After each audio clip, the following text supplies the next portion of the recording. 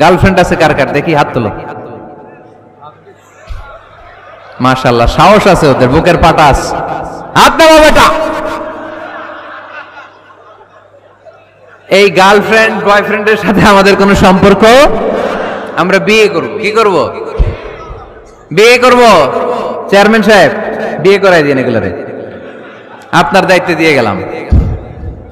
এই girlfriend boyfriend এগুলো ইসলামের কালচার নয়। বিয়ের চেয়ে ভালো কাজ পৃথিবীতে হতে পারে? বিয়ে করতে গেলেই বাপে বলে আগে নিজের পায়ে দাঁড়া। তো এতদিন ও কার পায়ে দাঁড়াইছে? ছেলে মেয়েদেরকে সাহস দেন, ছেলেও পড়বে। ওই যে একজন চিল্লান দিয়ে উঠছে, ওর কমন পড়ছে, কমন পড়ছে। মাশাআল্লাহ। গার্ডিয়ানরা যারা আছেন ওদের দুঃখ কষ্ট একটু বুঝেন আপনারা, মিলাই দিয়েন ওদেরকে, বিয়ের পিড়িতে বসায় দিয়েন। বিয়েতে কল্যাণ, বিয়েতে বরকত। বিয়ের মতো ভালো কাজ হতে পারে না। সব নবীরা বিয়ে করেছেন। আর নিকাহ মিন সুন্নতি, বিয়ে আমার সুন্নাত। ফামান রাগিবা আন সুন্নতি ফালাইসা মিন্নি, যে আমার সুন্নতকে ভালোবাসে না সে আমার উম্মত হতে পারে না। বিয়েটাকে সহজ করে দেন। যেই সমাজে বিয়ে সহজ ওই সমাজে জিনা কঠিন, তাই না? যেই সমাজে জিনা সহজ ওই সমাজে বিয়ে কঠিন। আমাদের সমাজে জিনা করা সহজ, বিয়ে করতে লাগে 10 লাখ, জিনা করতে লাগে 1000, ঠিক কি না? 10 লাখ টাকা ছাড়া বিয়ে করা যায় না। এটা লাগবে ওইটা লাগবে, এই দাও ওই দাও, মোহর দাও, বিশাল অঙ্কের মোহর। 10 লক্ষ টাকা ধার্য না করলে মেয়ে দিবে না, এরকম আছে না নাই? না, এগুলো আসলে ইসলামিক কালচার না। ছেলের বাবা মেয়ের বাবা উভয়কে আমি বলি বিয়েটা সহজ করে দেন, সহজ করে দেন।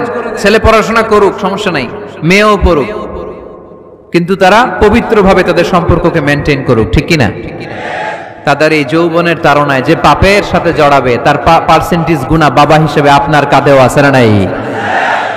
এজন্য বাবারা সাবধান, মায়েরা সাবধান, বিয়েটাকে সহজ করেন। এই এলাকার যুব সংঘ যারা আছো, তোমরা একটা ক্যাম্পেইন করবা এই মাহফিলের পরে, টাইমলি ম্যারেজ ক্যাম্পেইন।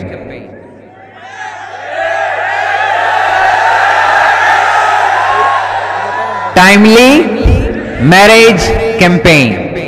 সময় মতো বিয়ে দিতে হবে, দেরি করা যাবে। বাপ মা বুঝে না, একজনকে হুজুর আব্বাই বুঝে না। গার্ডিয়ান যারা আছেন একটু সদয় হন। ওরা যে পাপের সাথে, পাপের রাস্তা যে ওরা চিনে যাচ্ছে, পাপের পথে যে জড়িয়ে যাচ্ছে, আল্লাহর সুপ্রিম কোর্টের কাঠগড়ায় আসামি করে আল্লাহ সেদিন আপনারে দাঁড় করাবে। আল্লাযীনা হুম লিফুরুজিহিম হাফিজুন, দে গার্ড देयर প্রাইভেটস। মুকদ্দামাতুল হারামে হারাম, এট এ গ্ল্যান্স। একটা নারীর দিকে চোখ পড়ে যাওয়া এটা হারাম না, কিন্তু এই চোখ পড়ার কারণে এটা জিনার দিকে নিয়ে যাবে, এজন্য এটাকেও হারাম করেছে কে? মুকদ্দামাতুল হারামে হারাম। এই নজরটা বড় খারাপ। আন-নাযার সাহামুন মাসমুমুন মিন সিহামি ইবলিস। এই নজর হচ্ছে শয়তানের বিষ মাখানো তীরের মধ্যে থেকে একটা ভয়ঙ্কর তীর। এই তীর দিয়ে শয়তান যুবক আর যুবতীদেরকে কাবু করে ফেলে। আমরা শয়তানের হাতে ধরা দিতে চাই না, আমরা বিয়ের মতো পবিত্র বন্ধনে আবদ্ধ হতে চাই, ঠিক কি না?